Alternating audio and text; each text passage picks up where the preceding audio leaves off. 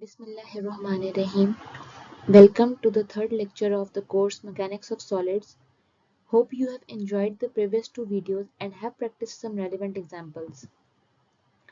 In this lecture, we are going to formally introduce stresses and will also show how to determine normal stress. In the previous lecture, we discussed some of the basic concepts of statics which are necessary to understand the mechanics of solids. In this lecture, we will base our explanation of stresses and relevant ideas on the fundamental concepts discussed in the previous lecture. So I would highly recommend to watch previous video before this one. Let's start a formal discussion. Suppose there are two bars of different materials but the same length. Bar 1 is supporting the load of 500 Newton and bar 2 is supporting a load of 5000 Newton. Apparently, it seems as if bar 1 is stronger than bar 2, but this cannot only be determined by this ability of taking load. We need another parameter. This parameter is the area. For example, bar 1 is having an area of 10 millimeter square and bar 2 is having an area of 1000 millimeter square. If we determine force per unit area, it comes out as 50 into 10 raised to power 6 Newton per meter square for bar 1 and 5 into 10 raised to power 6 Newton per meter square for bar 2. So we can see that the material of bar 1 is actually 10 times stronger than the material of bar 2. The amount of force that a material can sustain per unit area determines the strength of the material, and materials are proportioned in such a way that the load applied does not exceed the strength of the material. This leads us to the concept of stress. How? We'll see in a moment. The applied load on a body must be expressed in terms of the force per unit area. This quantity is then called stress. The applied stress is compared with the strength of the material to determine whether the structural component under consideration is suitable for the anticipated loading or not. Although this expression of force per unit area is fairly simple, it requires careful consideration. Reason is, dividing load by area does not give the stress at all points in the cross-sectional area. It merely determines the average stress. A more precise definition of stress is obtained by dividing differential load with the differential area.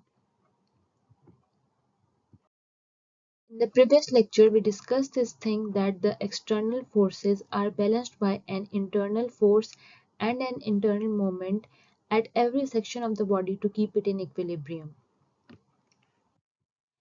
The internal force and moments are actually sum of the resultant distribution of the external forces on the cross-sectional area.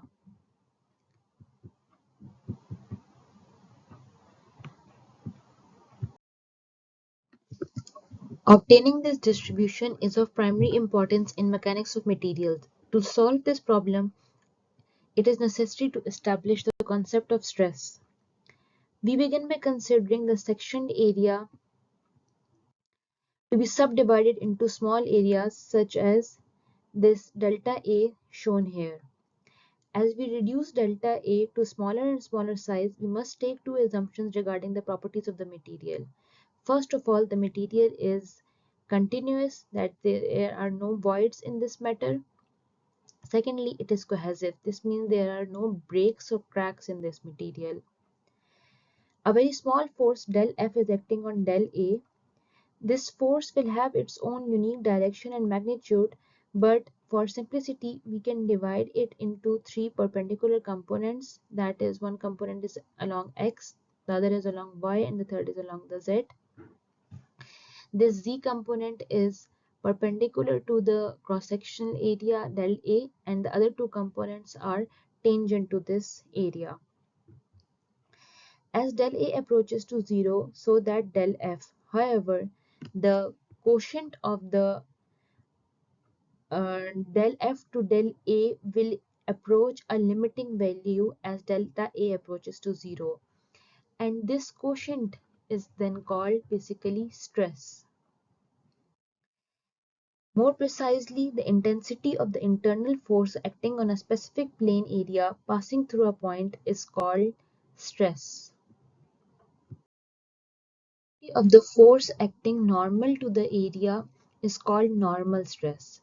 For example, the del F, the Z component of the del F force will constitute the normal stress or the sigma Z. The other two components of del F that were acting tangential to this area, delta A or del A, will constitute the shear stress. Shear stress like del Fx divided by del A and del Fy divided by del A.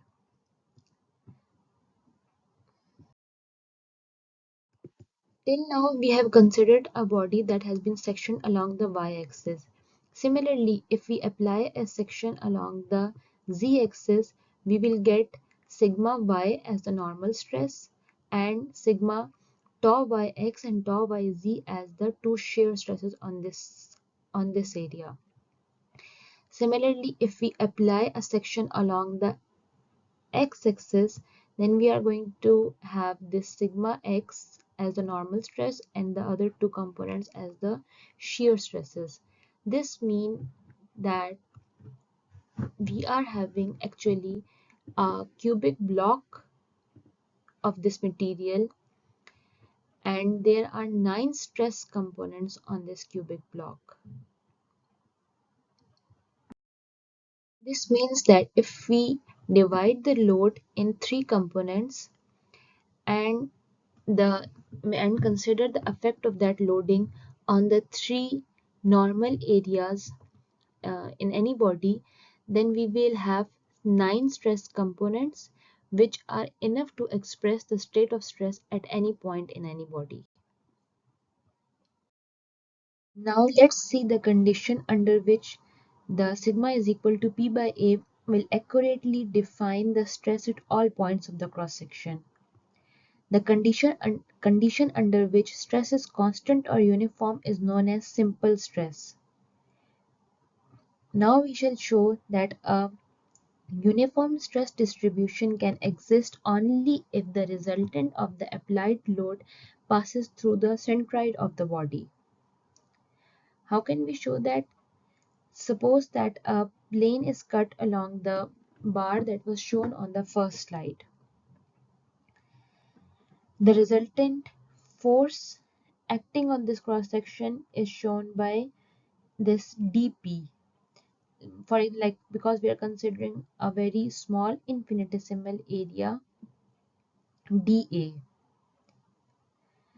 The sum of forces along this z direction is expressed by this equation, in which this p is equated by the integral of um this vertical, this dp, this differential force.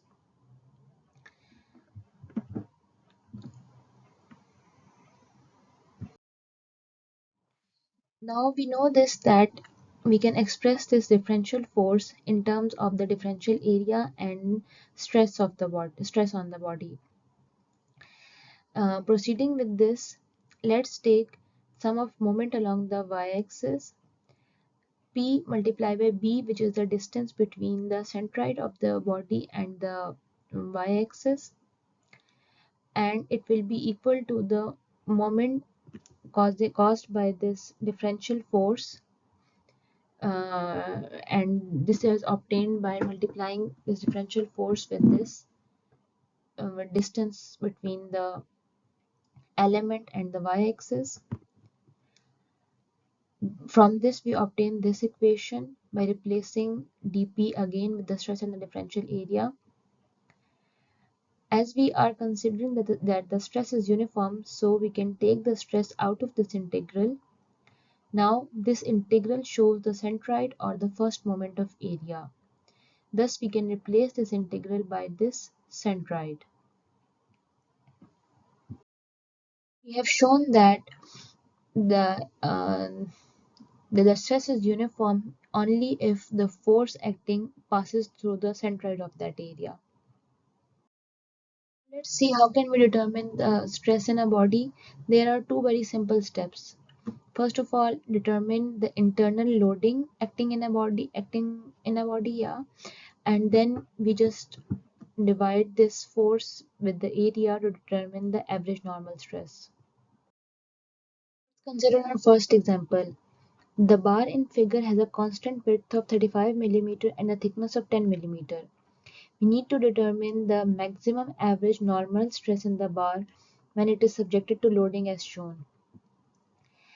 We will start by applying sections in the body to determine the internal forces, and then we can determine the normal stress by simply dividing that internal force with the cross-sectional area. Remember that a section is applied wherever a change is occurring. So in this body, a change is occurring at the point B, at point C, and then at point D. Thus, our first section will be applied at the end of this AB, another section will be applied at BC, and the third section will be at CD. This is our first section AB.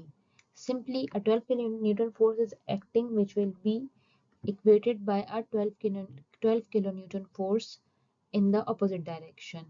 Now another section is applied at BC. In addition to this 12 kilonewton, and the force of 18 kilonewton is also acting on this point B. Thus, at the end of the section BC, the sum of these three forces will be resisted, and this resultant will be in the opposite direction to these three forces. The third section is CD. We can come from this side, but for simplicity, we can consider this section from this side as well.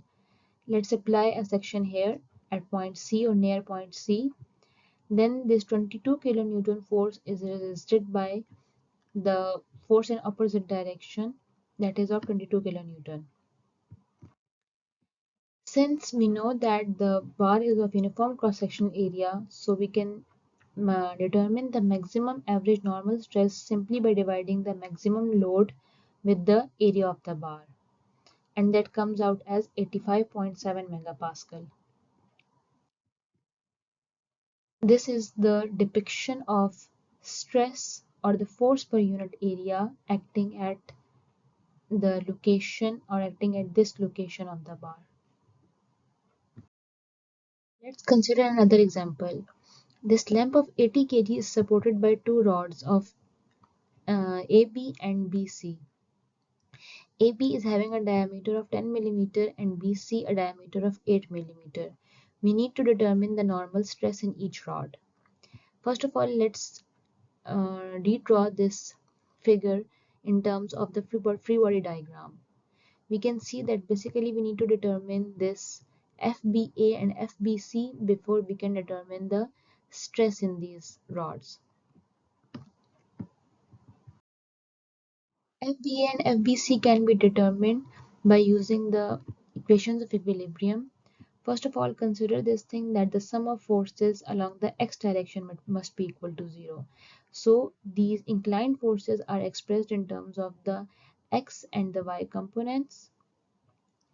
The x component of FBA obviously will be determined as FBA into cos theta, and similarly FBC into cos theta. Sum of Fy should also be equal to 0. Now sum of Fy in addition to these, the vertical component of these two forces, it will also have this downward weight of the lamp. Thus, taking summation of Fy equal to 0, we obtain these two values of FBC and FBA by simultaneously solving these two equations. Now, normal stress can simply be expressed as the ratio of this FBC to the area of the rod BC, and the stress in rod BA can be expressed similarly as the ratio of FBA to ABA.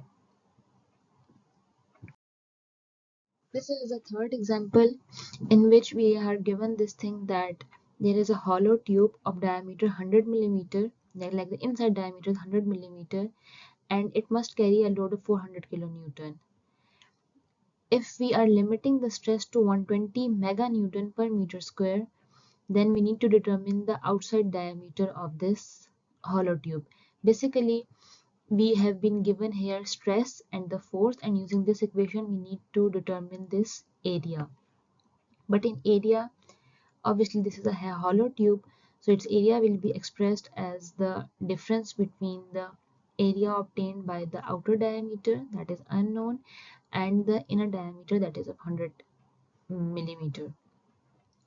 So simply by solving this equation of expressing area in terms of the stress and the applied load, we have determined this outside diameter as 119.35 millimeter. Look at the fourth and the last example of this lecture.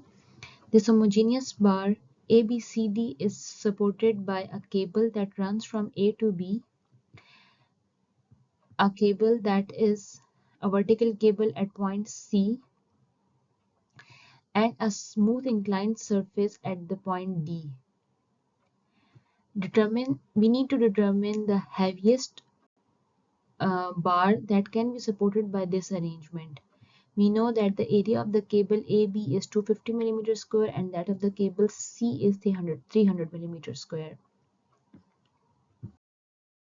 Again, this problem can simply be approached by drawing first the free body diagram, in which this TAB, TC, and RD have been expressed in terms of unknowns, and in terms of knowns, and we need to determine the heaviest load of this bar that can be supported by this arrangement. First of all, again we have to apply first the summation of horizontal forces. There are two horizontal forces in this bar, TAB cos theta and RD sin theta. If we take a look at the vertical forces, we can see that there are a lot of vertical forces. One is along this TAB sin theta, this one, this weight, this TC, and RD cos theta. So we can see here that we were having two unknowns in this sum of horizontal forces. We are having three unknowns, which in this sum of vertical forces equation. So it means that we need another equation to determine the unknowns. The third equation is the sum of emission of moment at the point D. We can take the summation of moment as 0 because this point is a pinned support. It cannot take any moment. Thus now, if we apply the moment of TC, W, TAB, this horizontal force and the vertical force, but we know this thing that this horizontal force will not apply any moment at the point D. Thus, only the vertical TAB sin theta will apply a moment at point D. Thus, taking the summation of all these moments, we obtain this equation. Now, by solving these three equations, the forces in the two cables have been expressed in terms of the weight of the bar. Thus, based on cable AB, we can determine the weight of the bar as this much, and based on cable C, we have determined the weight of the bar as this much.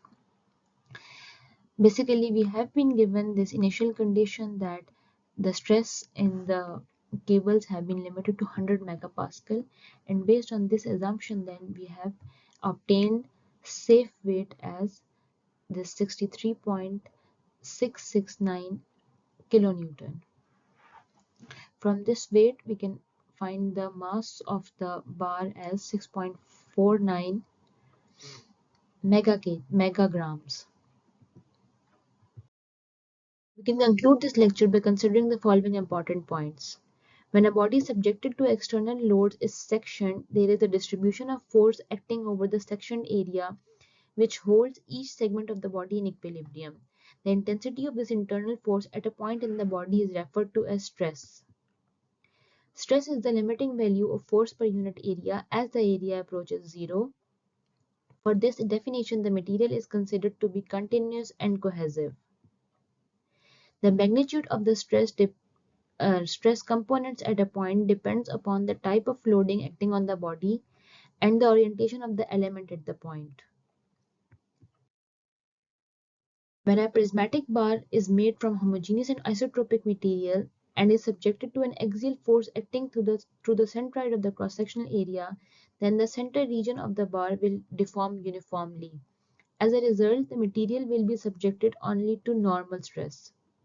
The stress is uniform or averaged over the cross-sectional area. The stress acting tangential to the cross-sectional area is known as the shear stress. This is the end of our lecture. I thank you all. If you have any questions, you can ask in the comments.